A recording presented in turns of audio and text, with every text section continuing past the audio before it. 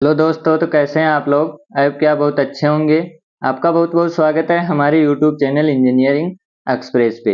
आज के वीडियो में हम करने वाले हैं material balance without reaction and chemical material balance with reaction.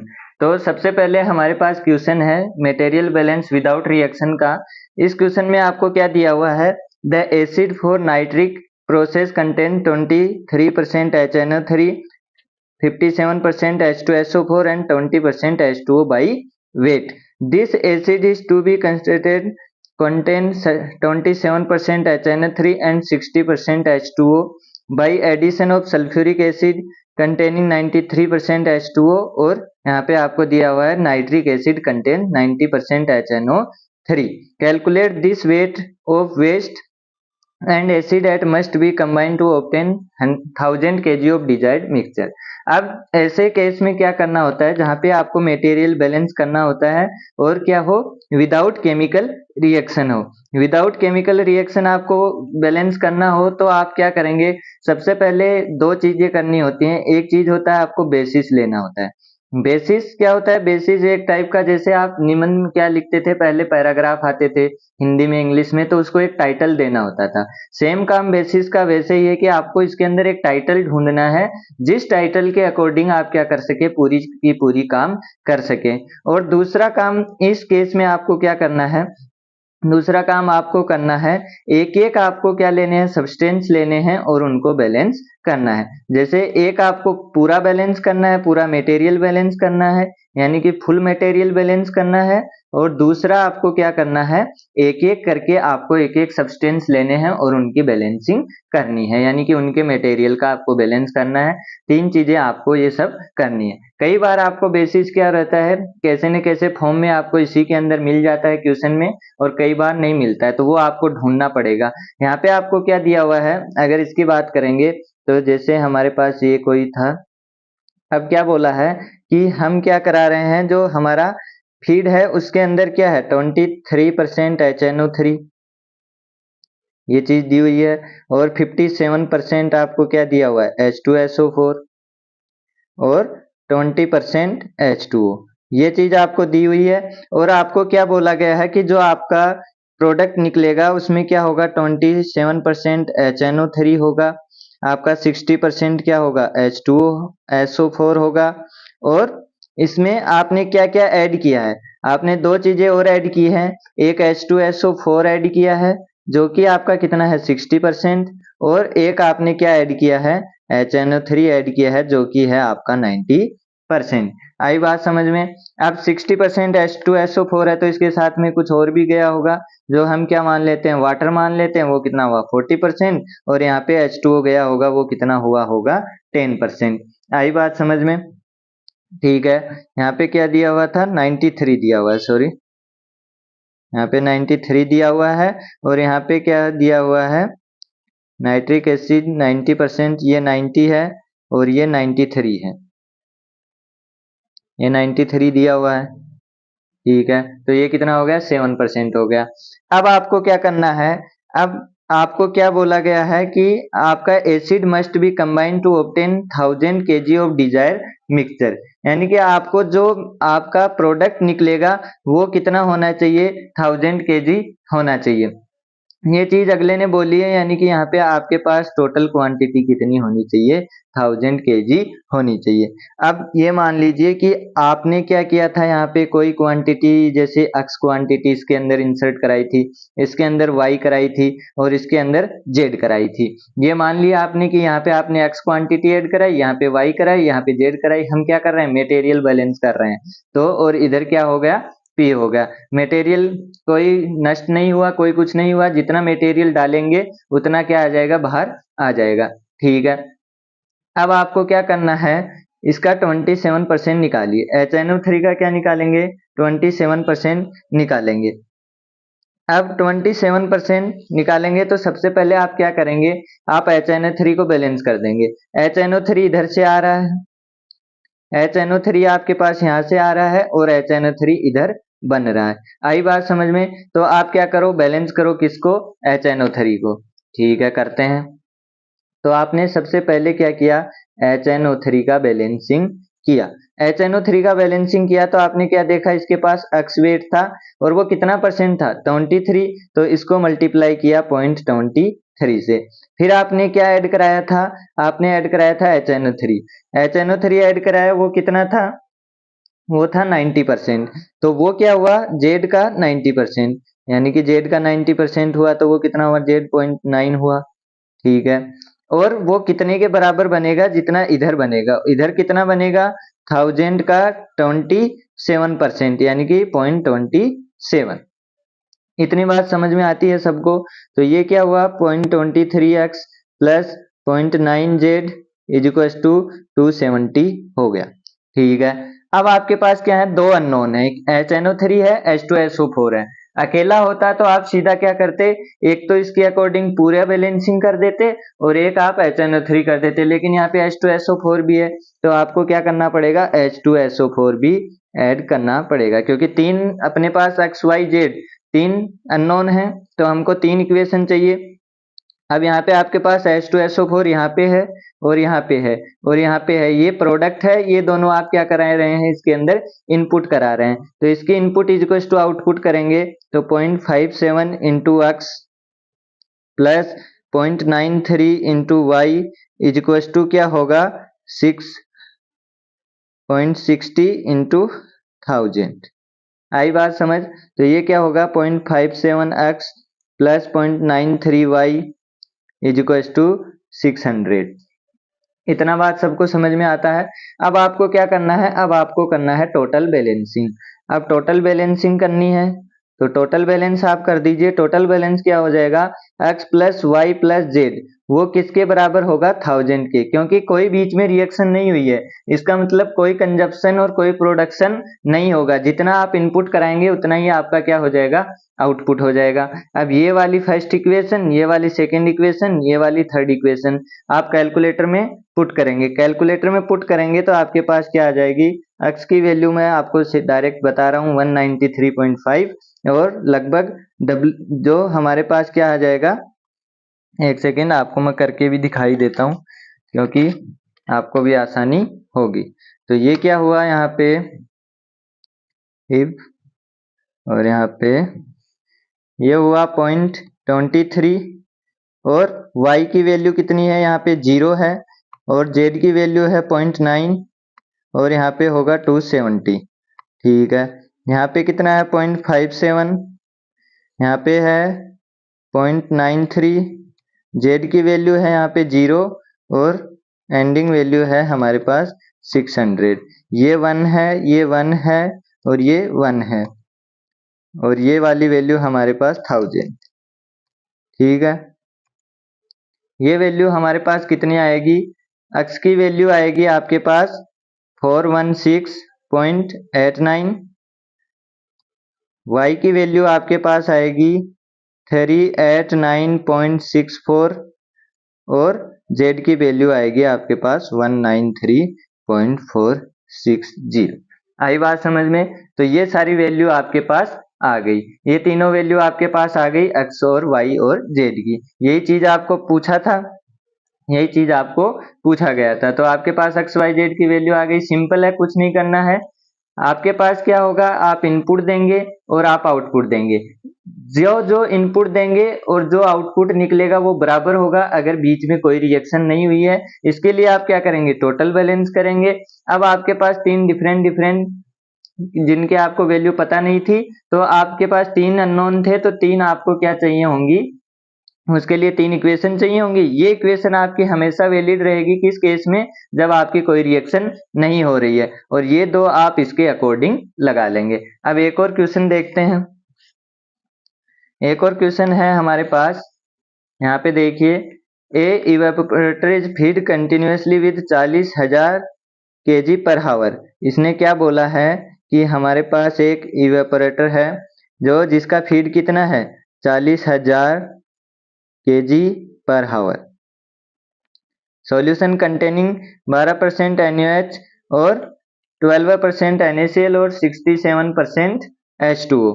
ठीक है, तो ये कितना हुआ, 12% NaOH हुआ, 12% NaCl हुआ और हमारे पास 76% क्या हुआ, H2 हुआ।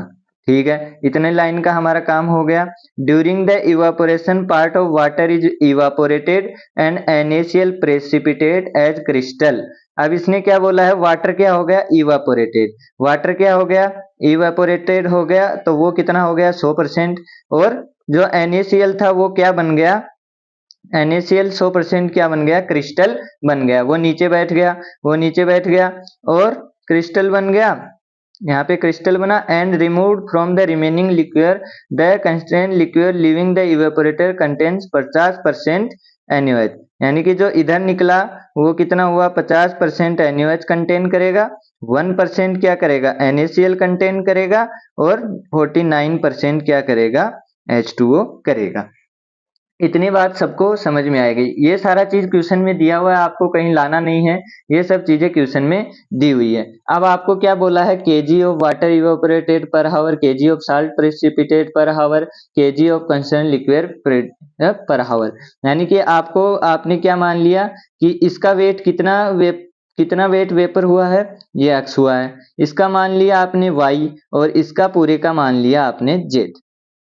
ठीक है, इतना आपने मान लिया। इधर आपको क्या दिया हुआ, बेसिस आपको पहले से दिया हुआ है कि 40,000 kg पर हावर आप क्या करा रहे हैं, फीड करा रहे हैं। तो इसके आपको टेंशन यहाँ पे है नहीं कि हम फीड क्या मानेंगे, हम बेसिस क्या मानेंगे।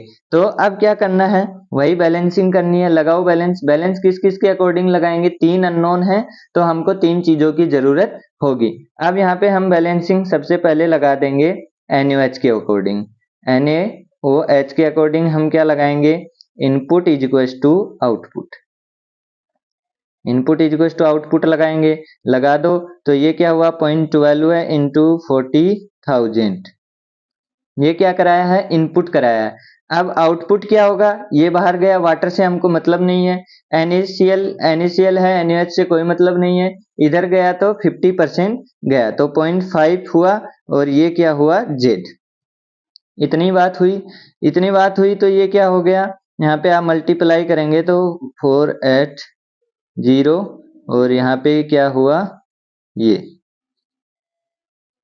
इतना कुछ आएगा। और ये वैल्यू आपके पास कितनी आ जाएगी, ये वैल्यू आएगी आपके पास, ये वैल्यू आ जाएगी 4800 डिवाइड बाई 0.5।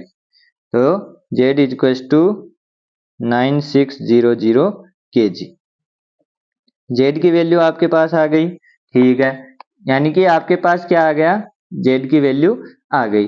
अब आपको क्या कराना है, दूसरा काम करना है। दूसरा आप क्या बैलेंस करेंगे, दूसरा आप बैलेंस करेंगे NaCl। NaCl बैलेंस किया तो आप क्या लगाएंगे, input is equal to output. Input is equal to output लगाएंगे तो लगाओ इनपुट। यहाँ पे NaCl कितना है, 0.12 है इंटू ये हुआ। अब इनपुट और कुछ है नहीं, आउटपुट है पूरा। आउटपुट है तो यहाँ पे NaCl 100% है तो ये क्या बन गया, y बन गया।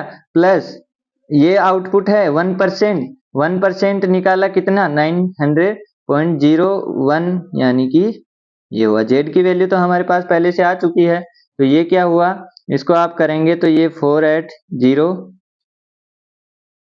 480 माइनस 96, तो ये y की वैल्यू आ गई आपके पास कितनी, ये वैल्यू हो जाएगी 4704 kg। आई बात समझ में। तो यहाँ पे y की वैल्यू भी आ गई। अब x की वैल्यू तो आप निकाल ही सकते हैं। x की वैल्यू कैसे निकलेगी, ये जुड़ेगा माइनस इससे घट जाएगा, ये और ये जुड़ के क्या हो जाएंगे, इससे घट जाएंगे, वो क्या आ जाएगी, आपकी वाटर की वैल्यू आ जाएगी। और वही पूछा था केजी ऑफ वाटर इवेपोरेटेड पर हावर कितना वाटर इवेपोरेटेड होगा, वो वैल्यू आ गई है हमारे पास। फिर क्या लिखा है, केजी ऑफ साल्ट प्रेसिपिटेट पर हावर, वो कितना हो जाएगा 4704 kg। और KG of concentrate liquid produce पर हावर, वो कितना हो जाएगा 9600 हो जाएगा। तो ये दोनों क्वेश्चन उम्मीद करता हूँ क्लियर होंगे। अब हम देखते हैं अगला क्वेश्चन। अब है हमारे पास अगला क्वेश्चन है, solution contains 53.8 gram in 100 gram water is feed from 80 degree Celsius to 50 degree water is during this process 6% of water evaporated, how many kg of MgSO4 0.7H2O crystal are obtained per 100 kg of original solution. 50 degree Celsius the solution contains only 0.3 mass percent of mass fraction MgSO4.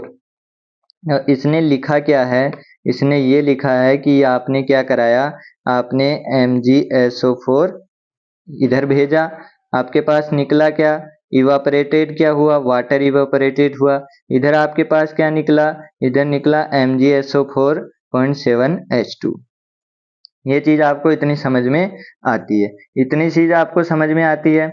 अब आप क्या निकालेंगे, आपको क्या दिया हुआ है, 100 ग्राम solution था हमारे पास, 100 ग्राम H2O था और 53.8 ग्राम क्या था आपके पास, MgSO4 था, MgSO4 था।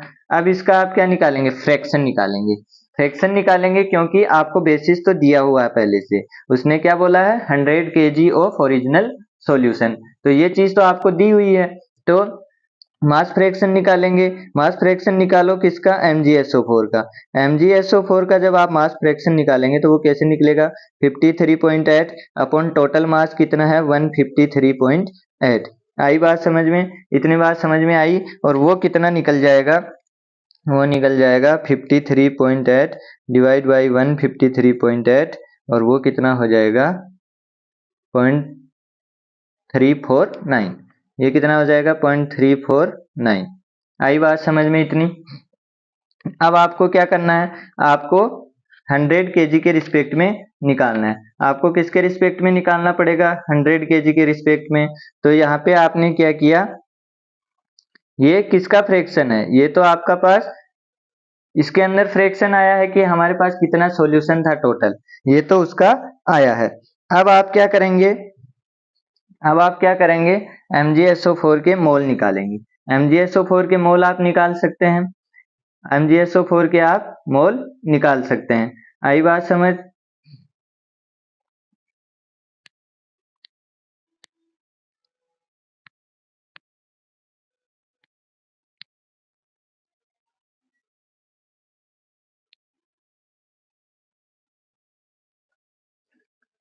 MgSO4 के मोल निकाल सकते हैं और यहाँ से आप इसका मास निकाल सकते हैं। तो मास निकालो, 100 kg में ये मास फ्रैक्शन आया है तो 0.349 इंटू 100, तो वो कितना हो जाएगा 34.9।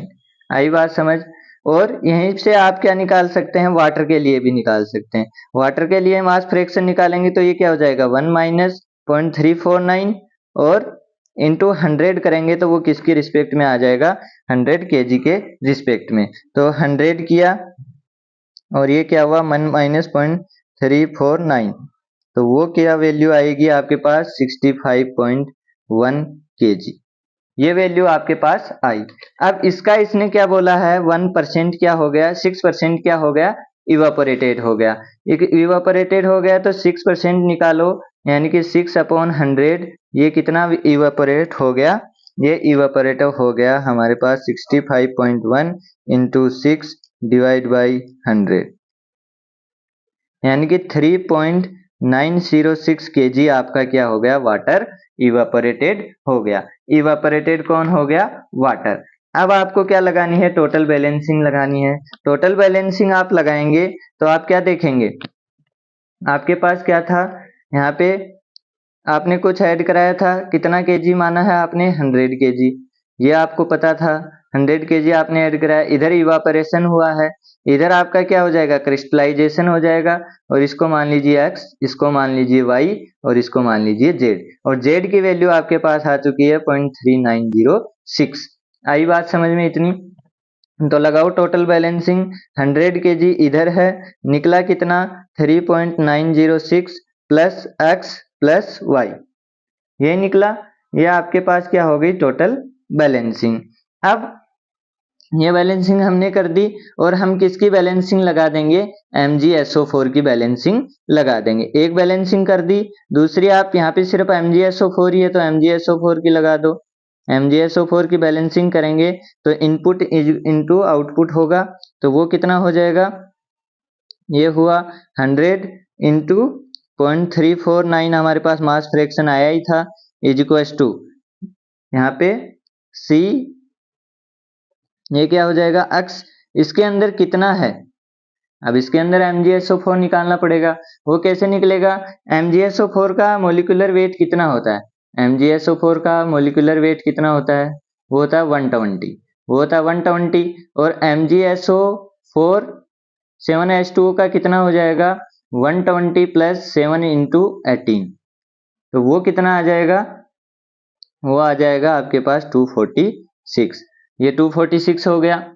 अब इससे आपको क्या निकालना है, इसके अंदर कितना मास फ्रैक्शन है MgSO4 का, इसके अंदर कितना मास फ्रैक्शन है MgSO4 का, तो वो कैसे निकलेगा 120 अपॉन 246 इंटू 100, या फिर 100 नहीं भी लगाएंगे तो आपको चलेगा, क्योंकि वो परसेंट में आ जाता है, तो ये 0.478।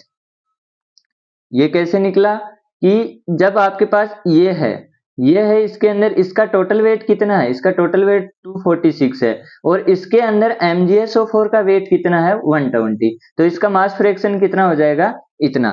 तो लगाओ यहाँ पे x इंटू, हमको तो MgSO4 बैलेंस करना है ना कि वाटर, तो ये हो जाएगा 0.478, ठीक है। और प्लस में क्या आ जाएगा, हमको क्या दिया हुआ है, solution contain only 0.3 mass fraction MgSO4, जो क्या होगा क्रिस्टलाइज होगा, और वो क्रिस्टलाइज होगा तो वो उसके अंदर 0.3 मास फ्रैक्शन है। आई बात समझ में, तो ये आपके पास दूसरी इक्वेशन बन गई 34.9 0.4878x प्लस 0.3y। तो यहाँ पे दो इक्वेशन है, ये वाली इक्वेशन और ये वाली इक्वेशन, तो दो इक्वेशन है, दो अननोन है, आप कैलकुलेट कर सकते हैं, कैलकुलेटर से कर लो चाहे हाथ से कर लो, वो आपकी मर्जी है। तो आपके पास x और y की वैल्यू आ जाएगी। तो यही चीज आपको पूछा गया था कि कितना वाटर चाहिए, कितना MgSO4 क्रिस्टल बनेगा, तो वो सब चीजें आपके पास x और y की वैल्यू आ जाएंगी। आई होप कि इतने बात समझ में आई होगी। अब हम देखते हैं अगला क्वेश्चन। अगला क्वेश्चन है हमारे पास मटेरियल बैलेंस विद रिएक्शन। अब थोड़ा अटेंटिव हो जाइए, क्योंकि अब क्या होगा, जो भी मास बैलेंसिंग होगी, अब जो भी इक्वेशन होगी हमारी, इसके अंदर क्या होगा, रिएक्शन होगा। अब हमको सिर्फ मटेरियल बैलेंस से काम नहीं चलेगा, हमको सब चीजों की तरफ देखना पड़ेगा। तो अब थोड़ा आप ध्यान से हो जाइए। तो सबसे पहले है हमारे पास 200 kg of pure sulphur is burned. यहाँ पे पहला ही नाम क्या आ गया है, बर्न्ड। अब कुछ लोग बोलेंगे हमको कैसे पता लगेगा ये रिएक्शन हो रही है कि नहीं हो रही है।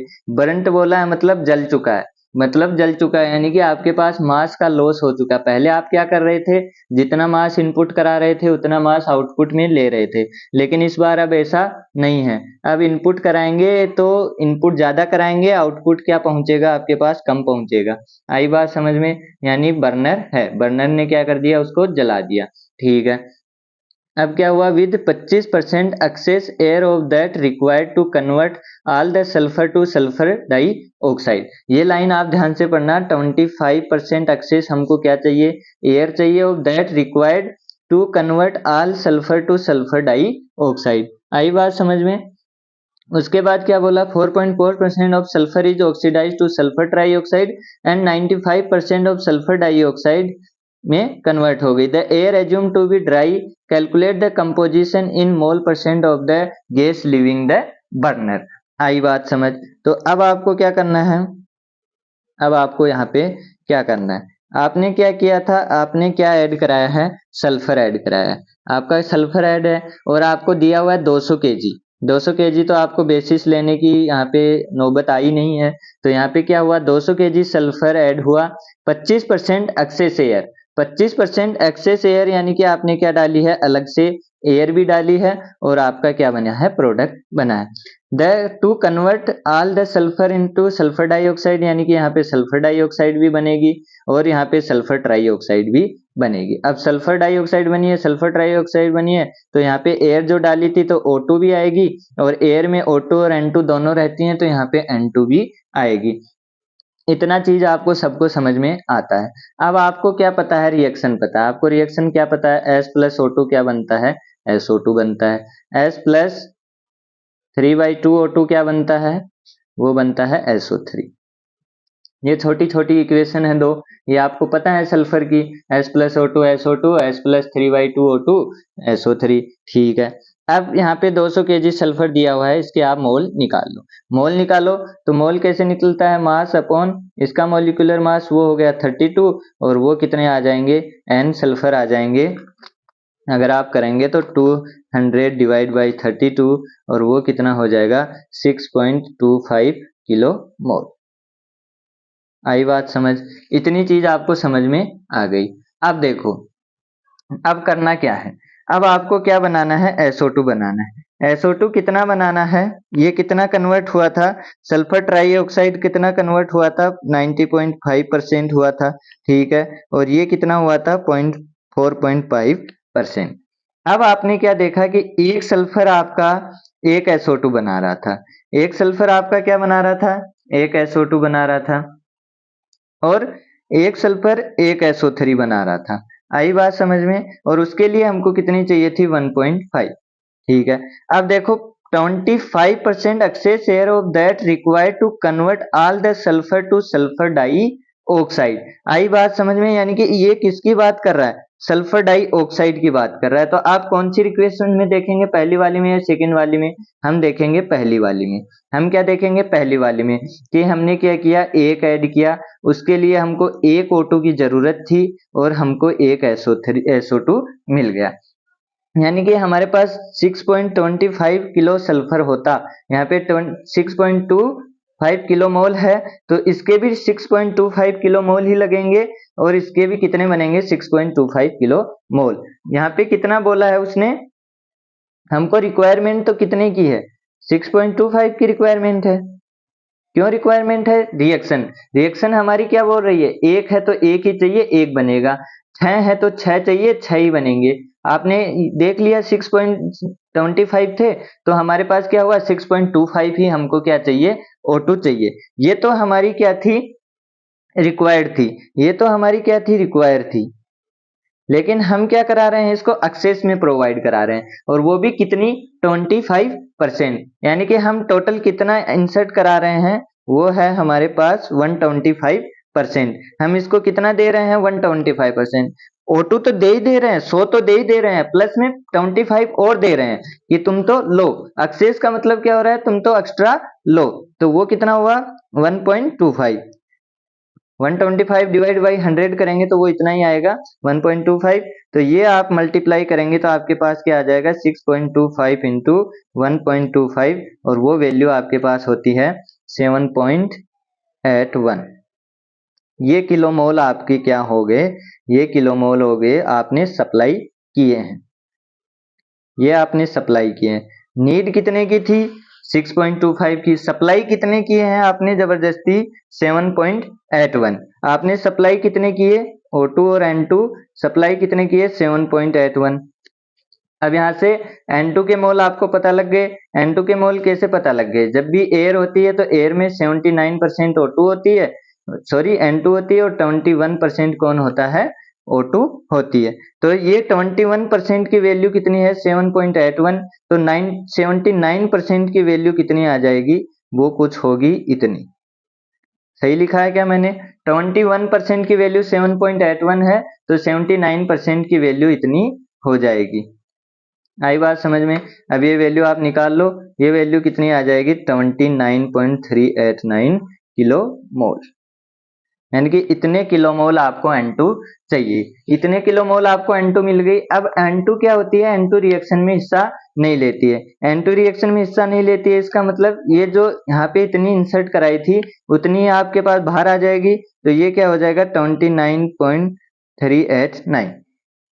ये हो गया, इतना कुछ खेल आपने कर लिया। ठीक है, अब देखो, अब क्या देखो, आपके पास SO2 फॉर्म हुई है। SO2 कितनी बदली है, S की सिर्फ 4.5% बदली है। SO2 कितनी कन्वर्ट हुई है, सिर्फ SO2 कन्वर्ट हुई है सिर्फ SO3 S से कितनी कन्वर्ट हुई है, 4.5%। इसका मतलब जो 6.25 था उसका 4.5% ही आपके पास कन्वर्ट हुआ है, किसके अंदर, SO2 के अंदर। तो वो आप निकाल लीजिए 0.045, और ये कितना आ जाएगा, 6.25 इंटू 0.045, ये वैल्यू आपके पास आ जाएगी 0.281 किलो मोल। यानी कि इतने SO2 के मोल आपके पास बने हैं, इतने ही SO2 के मोल आपके पास बने हैं। आई बात समझ में? इतनी बात आपके समझ में आ गई। अब आप क्या करेंगे, SO3 निकालेंगे। यहाँ पे क्या लिखा हुआ था, 4 सल्फर डाई ऑक्साइड, यहाँ पे मैंने उल्टा लिख दिया, ये नीचे होगा और यहाँ पे ये ऊपर होगा। ये SO3 4 सल्फर ट्राई ऑक्साइड लिखा है, तो ये किसकी वैल्यू आ जाएगी, SO3 की। सेम ही बात है, इसके अंदर कुछ नया नहीं है। ऐसे SO2 बन गया, SO2 कितना बना, 95.5%। तो 6.25 का कितना परसेंट, 95.5%, और वो वैल्यू आपके पास कितनी आ जाएगी, वो आप वैल्यू निकालेंगे तो आ जाएगी 95.5% डिवाइड बाई 100, तो वो हो जाएगी आपके पास 5.969 किलो मोल। यानी कि इतना SO2 बना और इतना आपका क्या बना, एक्चुअल में SO3। ठीक है, इतनी चीजें आपके पास बन गई। ठीक, अब आपको क्या चाहिए, आपने ये तो किसके लिए कराया था, जब पूरा कन्वर्ट आप तो क्या कर रहे थे, 100% कन्वर्जन कर रहे थे, तब आपको इतनी O2 की रिक्वायर थी और इतनी O2 आप सप्लाई कर रहे थे। ये सप्लाई इवेंट कब था, जब 100% होता।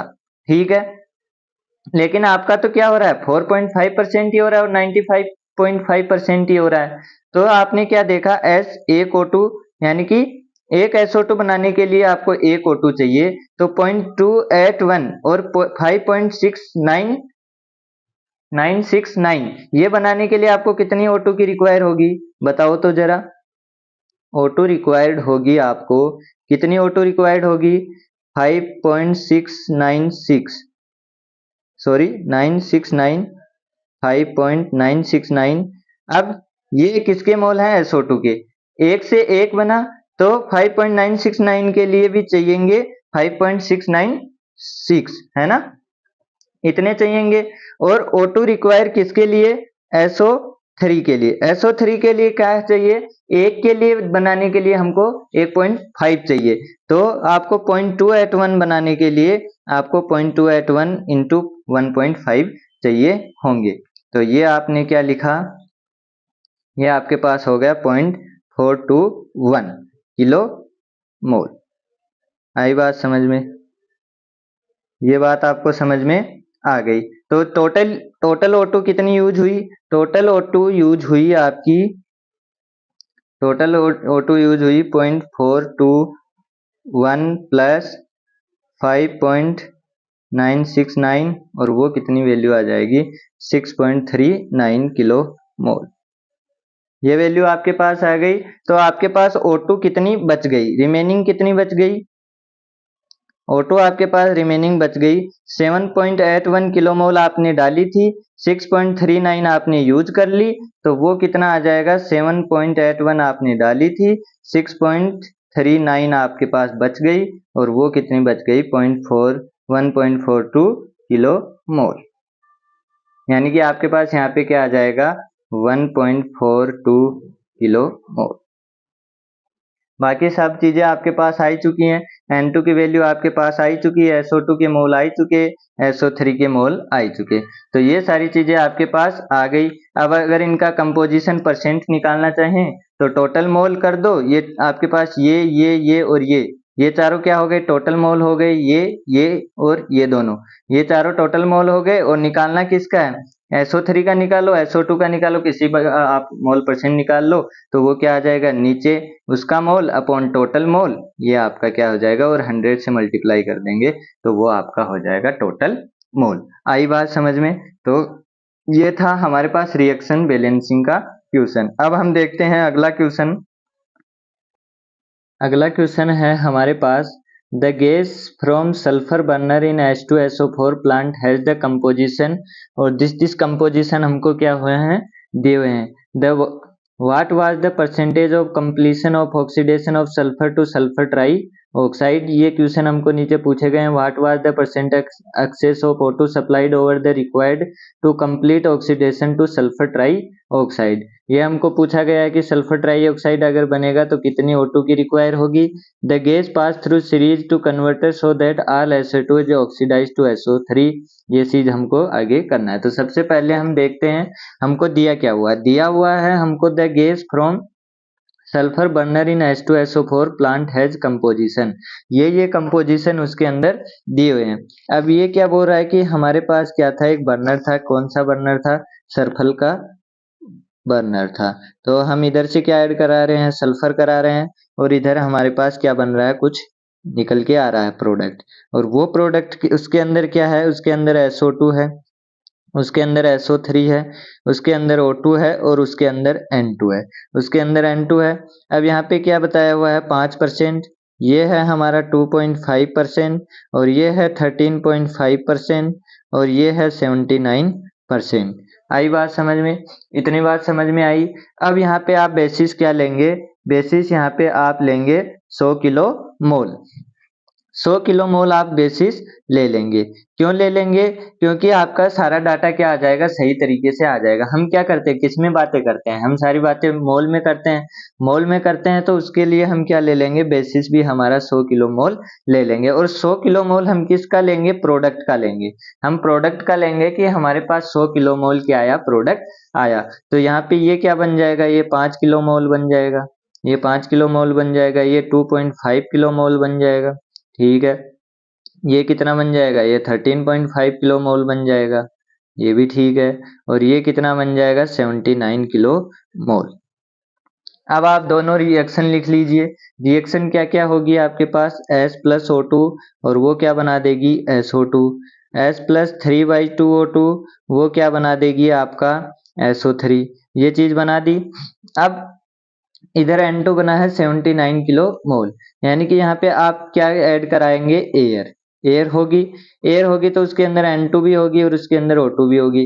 अब पता है आपको कि N2 कोई रिएक्शन नहीं करती है, तो यहाँ पे भी आपने क्या डाले होंगे? 79 किलो मोल डाले होंगे। आई बात समझ में? अब यहाँ से आपको क्या समझ में आ रहा है? आपको यहाँ से समझ में आ रहा है कि 79 किलो मोल है, किसकी वैल्यू है? 79% की। तो 21% यानी 21 किलो मोल किसके हो गए? आपके O2 के। आई बात समझ में? पिछले वाले क्वेश्चन में हमने किया था 79/21%। वैसे ही यहाँ पे क्या होगा? 79% की वैल्यू कितनी है? 79 किलो मोल। तो आपकी जो 21 की वैल्यू कितनी हो जाएगी? 21% वैल्यू हो जाएगी। इतनी बात समझ में आई। अब सल्फर किससे? सल्फर से क्या बन रहा है? यहाँ से SO2 बन रहा है और यहाँ से S से SO3। इस एक से ये एक बन रहा है और इस एक से ये एक बन रहा है। आई बात समझ? तो यहाँ पे 5 हैं, ये 5 बन रहे हैं तो सल्फर कितनों की जरूरी पड़ी होगी? हमको 5 की पड़ी होगी। 2.5 SO3 बन रहे हैं तो हमको कितने सल्फर की जरूरी पड़ी होगी? 2.5 की। तो हमको टोटल कितने सल्फर की जरूरी पड़ी होगी? वो हो गया 5 प्लस 2.5, यानी कि 7.5 किलो मोल की हमको जरूरत पड़ी होगी। और रिएक्शन से O2 देखेंगे तो O2 आपको 1 किलो, एक के लिए 1 की जरूरत पड़ी और यहाँ पे 1 के लिए 1.5 की जरूरत पड़ी। तो SO2 क्या था? 5 के लिए 5 O2 की जरूरत पड़ेगी। 5 O2 की जरूरत पड़ेगी प्लस आपको 2.5 के लिए 2.5 इंटू 1.5 की जरूरत पड़ेगी। तो वो कितना हो जाएगा? 2.5 इंटू 1.5 और वो प्लस में आ जाएगा 5, तो वो हो जाएगा 8.75। इतने किलो मोल की आपको क्या पड़ेगी? जरूरत पड़ेगी। आई बात समझ में? यहाँ पे आपने क्या किया? यहाँ पे आपको सल्फर कितना है? 7.5 है। 7.5 है तो यहाँ पे 1 से 1 बना, तो 7.5 के लिए 7.5, सॉरी यहाँ पे हमने क्या कर दिया? गलत कर दिया। यहाँ पे क्या होगा? यहाँ पे 7.5 किलो मोल है सल्फर के, तो सल्फर के साथ O2, एक सल्फर के साथ क्या जाएगा? एक O2 जाएगा। तो यहाँ पे आपने क्या करना है? आपको करना है O2 कितने की जरूरत? 7.5 इंटू 1, तो ये हो गया 7.5। और यहाँ पे एक के साथ 1.5 जल रहा है, तो 7.5 के साथ कितना होगा? 7.5 इंटू 1.5, तो वो कितनी वैल्यू आ जाएगी आपके पास, वो आ जाएगी 7.5। यहाँ पे ये हो गया 7.5 इंटू 1.5 और ये वैल्यू आ गई 11.25। आई बात समझ में? इतनी बात आपको समझ में आ गई। अब इसने क्या बोला है, what was the percentage of, यहाँ पे बोला what was the percentage of completion of oxidation of sulphur to sulphur trioxide, यानी सल्फर से सल्फर ट्राईऑक्साइड बना तो कितना परसेंट कंप्लीशन हुआ। तो 7.5 से कितना बना था, 7.5 से हमारे पास 2.5 बन गया, तो हमारे पास परसेंटेज कितना आ जाएगा, 2.5 अपॉन 7.5 इंटू 100, और ये कितना हो जाएगा 1/3 इंटू 100, और ये हो जाएगा 33.33%। आई बात समझ में? तो पहला क्वेश्चन हमारा हो गया। दूसरा क्वेश्चन हमको क्या पूछा है, दूसरा क्वेश्चन पूछा है what was the percentage of excess of O2 supplied over the required to complete oxidation to sulphur trioxide. Sulphur trioxide के लिए कितना एक्सेस चाहिए, सल्फर ट्राईऑक्साइड के लिए हमारे पास यहाँ पे क्या है 11.25, 11.25 क्या चाहिए हमको, O2 चाहिए। आई बात समझ में? जबकि हम दे कितनी रहे हैं, यहाँ पे हम 21 दे रहे हैं, तो परसेंटेज एक्सेस कितना हुआ 21 माइनस 11.25 अपॉन 21 इंटू 100, ये हुआ। तो ये परसेंटेज हमारे पास क्या आ गया 21 माइनस 11.25 अपॉन 11.25 इंटू 100, ये परसेंटेज हमारे पास कितना आ जाएगा 21 माइनस 11.25 डिवाइड बाई 11.25 इंटू 100, ये हो जाएगा 86.66%। ठीक है, अब आपको क्या करना है, तीसरा काम आपको क्या करना है, तीसरा पूछा the gas is passed through series of converter so that all the SO2 is oxidised to SO3। All SO2 किस में कन्वर्ट हो रही है, SO3 में। Calculate the composition of gas living the converter, यानी आपने क्या किया, ये जो कंपोजिशन आपका निकल रहा था, ये कंपोजिशन आपका निकल रहा था, इसको आपने क्या करवा दिया आगे फर्दर एक और कन्वर्टर से पास कराया, और एक और कन्वर्टर से पास कराया तो SO2 क्या बन गई आपकी, SO3 बन गई। सारी SO2 किस में कन्वर्ट हो गई, SO3 में। तो आपने इधर से क्या डाला था, इधर से आपने डाला था SO3 डाला था, वो कितना था 2.5 किलो मोल, ये था। और SO2 कितना था, वो था 5 किलो मोल, ये था।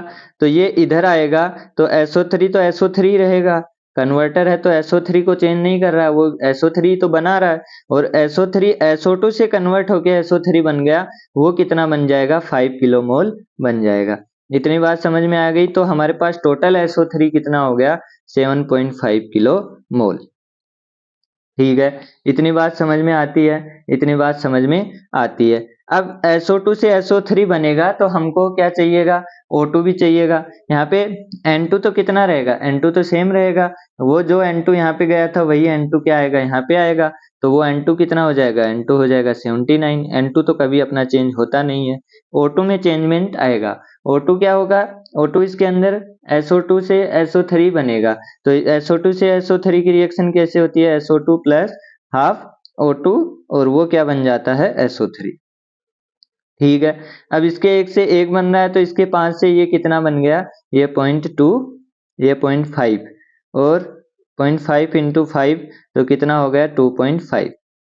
इतना O2 हमारा क्या हो गया और लग गया।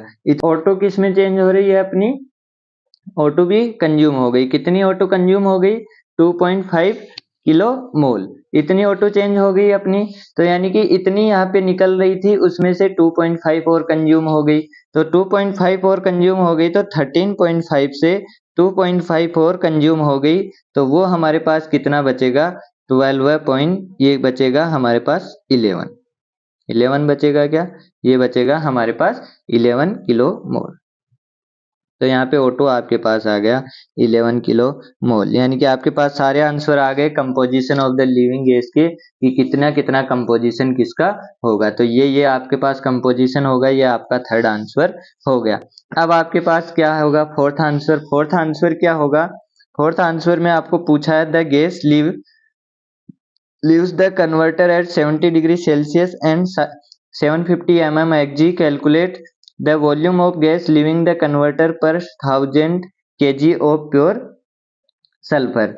ये चीज आपको पूछी गई है। ये चीज आपको पूछी गई है। इससे पहले आप क्या देखेंगे, आप देखेंगे कि यहाँ पे कंपोजिशन कितना है, यहाँ पे कितना कंपोजिशन बना है, क्योंकि साफ साफ क्या बोला गया है, यहाँ पे क्या बोला गया है, the gas leaves the converter, gas leaves the converter. तो यहाँ पे गैस लीव्स द कन्वर्टर कितनी होगी, यहाँ पे आप टोटल एडिशन करेंगे तो एडिशन आएगा 7.5 प्लस 79 प्लस 11 और वो टोटल हो जाएगा 97.5।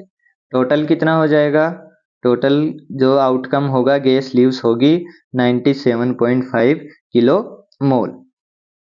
आई बात समझ में। अब आपको क्या पता है, अब आपको पता है कि आपको क्या पता है 1 किलो मोल होते हैं, 1 किलो मोल आपके पास होते हैं और आपके पास क्या होती है, स्टैंडर्ड कंडीशन होती है। 750 mmHg क्या होता है, एटमॉस्फेरिक प्रेशर ही होता है। ये हमको यहाँ पे हाइट की टर्म में दे दिया 273 केल्विन और वो कितना वॉल्यूम होता है 22.4 मीटर क्यूब, इतना होता है। लेकिन आप मान लो कि 97.5 किलो मोल हमारे पास थे, तो वो कितना होगा, सेम प्रेशर होगा, सेम टेम्परेचर होगा, सेम टेम्परेचर होगा। और अगर आप टेम्परेचर को चेंज कर दें तो आप क्या लगा सकते हैं, यहाँ पे PV इक्वल्स टू nRT लगाओ, PV इक्वल्स टू nRT लगाएंगे तो 750 mmHg, mm बन गया मीटर में, mm 9.81, रो जी एच से हम लिखते हैं 13600, इसका G हो गया, V यहाँ से आप निकाल सकते हैं, N है 97.5, R आपके पास होता है 8.314 और T हो गया यहाँ पे 273 प्लस यहाँ पे 70 डिग्री सेल्सियस है तो वो क्या हो जाएगा 70 डिग्री सेल्सियस। और ये वैल्यू आप जब आप निकालेंगे कैलकुलेटर से तो मैं आपको डायरेक्ट बता दे रहा हूँ, ये वैल्यू आएगी 2780.5 के लगभग, ये इतना मीटर क्यूब आएगा। आई बात समझ में, ये इतना मीटर क्यूब आएगा। अब आपको क्या करना है, आपको करना है calculate volume of gas living the converter पर 1000 kg ऑफ प्योर सल्फर। ये आपका किसका निकला है, 97.5 किलो मोल का निकला है, ये 97.5 किलो मोल निकला है। सल्फर कितने होंगे 1000 kg में, 1000 kg में सल्फर होंगे 32, यानी कि 1000 डिवाइड बाई 32 और वो कितना आ जाएगा 31.25, जबकि हमको निकालना किसके लिए है 1000 kg के लिए 31.525 किलो मोल के लिए ही हमको निकालना है। ये हमने किसके लिए निकाल लिया, ये हमने 97.5 के लिए निकाल लिया। तो आप निकाल सकते हैं यहाँ से, एक 97 के लिए इतना है, 97.5 के लिए 2780 है, तो एक के लिए कितना होगा 2780.5 अपॉन 97.5 और इंटू 31.25। तो ये आपके पास क्या आ जाएगा, इसका वॉल्यूम निकल के आ जाएगा। तो ये सारा क्वेश्चन शायद क्लियर हुआ होगा। करना क्या है, सबसे पहले आपको कंपोजिशन ये सब दिया हुआ है, ये सारा डाटा आपको दिया हुआ है, आपको बेसिस मानना है 100 किलो मोल। उसके बाद आप क्या करेंगे, रिएक्शन लिखेंगे। रिएक्शन से आपको क्या पता चल गया कि आपके पास सल्फर कितना रिक्वायर्ड है, और सल्फर रिक्वायर्ड पता चल गया तो आपको O2 रिक्वायर्ड भी पता चल गई। O2 रिक्वायर्ड आई 11.25 और आपने सप्लाई कितनी की थी 21 मोल, यानी कि जो बची हुई थी वो आपके पास क्या थी, एक्सेस में थी, और वो एक्सेस आपने यहाँ से निकाल लिया। आपको सिर्फ पूछा गया है SO3 के लिए और वो एक्सेस आपने यहाँ पे निकाल लिया, उसका परसेंट इतना आया, और SO3 कितना कन्वर्ट हुआ, कितना परसेंट हुआ आपने यहाँ से निकाल लिया। और थर्ड में आपको क्या पूछा गया था, ये आपने दूसरा कन्वर्टर लगा दिया तो जो गैस यहाँ से निकल रही थी वो कन्वर्ट हो गई SO2 से SO3 में। अब SO2 से SO3 में हुई तो O2 की कोई ज़रूरत पड़ी हमको, उस O2 का कंजम्पशन हमने निकाल लिया, बाकी किसी चीज़ में हमको कमी आई नहीं, क्योंकि N2 कभी चेंज होता नहीं है। SO2 SO3 में बदल गया और SO3 SO3 में ही रह गया, तो हमारे पास इसके टोटल मोल आ गए। तो ये था सारा इसका। अब देखते हैं अगला क्वेश्चन। अब है हमारे पास अगला question In the Deccan process for the manufacture of chlorine, a dry mixture of hydrochloric acid यानी HCl gas and air is passed over a heated catalyst which promotes oxidation of the acid with the reaction। और ये हमको क्या दी हुई है, reaction दी हुई है, air is use in 30% excess of heat required theoretically. यानी कि हमको क्या बोला गया है कि एक बर्नर है हमारे पास, एक डेकन प्रोसेस हो रही है, उसके अंदर आपको क्या डाला गया है, HCl डाला गया है और उसमें आपको एयर पास करवाई है। ये सब चीजें आपने करवाई है। Calculate the weight of air supplied पर केजी ऑफ एसिड। पर केजी लिखा हुआ है इसलिए हमने क्या ले लिया, बेसिस क्या ले लिया अपना, पर केजी ही ले लिया। आई बात समझ में, पर केजी हमने बेसिस ले लिया। अब पर केजी बेसिस ले लिया तो यहाँ से HCl के मोल निकालो। NaHCl कितना हो जाएगा, NaHCl हो जाएगा 1 kg अपॉन ये हो जाएगा 36.5। तो वो कितना हो जाएगा, वो हो जाएगा 1 डिवाइड बाई 36.5 और वो हो जाएगा 0.027। इतने मोल इसके हो जाएंगे। अब इसके मोल इतने हो जाएंगे तो आपको यहाँ से एयर का पता क्या लग रहा है, एयर आपको बोली गई है कि N2 से, यहाँ से आप क्या देख रहे हैं, HCl प्लस 1/4 O2 और 1/2 Cl2 प्लस 1/2 H2 ये होता है, ठीक है, ये होता है। अब आपको यहाँ से एक से ये क्या बन रही है 0.25, ये एक से 0.25 बन रही है तो ये क्या हो जाएगा 0.027 से कितनी बनेगी, 0.207 से बनेगी कितनी 0.25, ठीक है 0.25 बनेगी। और एक्सेस में दी हुई है, एक्सेस में कितनी दी हुई है हमको 30% यानी कि 1.3, 0.3 से मल्टीप्लाई नहीं कर देना है, 30% एक्सेस बोला है यानी कि 100% तो दे ही रहा है प्लस में 30% और दे रहा है, तो इसका मतलब वो टोटल कितना परसेंट हो गया 130%, तो वो क्या हो जाएगा 1.3। अब इसको आप मल्टीप्लाई करेंगे तो ये क्या आ जाएगी आपकी O2 supplied, O2 supplied, O2 supplied आ गई कितनी 1.3 इंटू 0.25 इंटू 0.027 और वो वैल्यू कितनी हुई 0.00877 ये आ गई। और N2 कितनी हो जाएगी, N2 हो जाएगी आपके पास N2